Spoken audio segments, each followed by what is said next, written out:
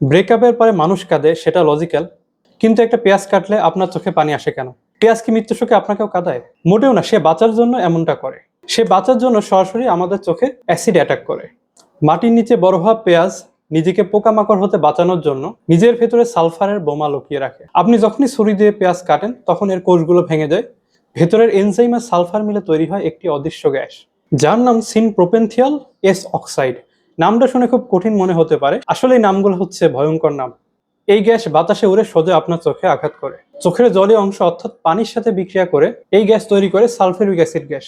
হ্যাঁ, কেমিস্ট্রি ল্যাবের ওই ভয়ঙ্কর সালফিউরিক অ্যাসিড গ্যাস একদম আপনার চোখের ভেতরে তৈরি হয়। চোখে অ্যাসিড লাগার সাথে সাথে আপনার ব্রেইন অ্যালার্ম বাজিয়ে দেয়, ডেঞ্জার ডেঞ্জার, চোখ ধুয়ে ফেলো। আর তখনই টিয়ার গ্ল্যান্ড থেকে পানি বের হয়ে অ্যাসিডকে ধুয়ে দেয়। অর্থাৎ আপনি ইমোশনাল হয়ে কাঁদছেন না, পেঁয়াজও ইমোশনাল হয়ে কাঁদছে না।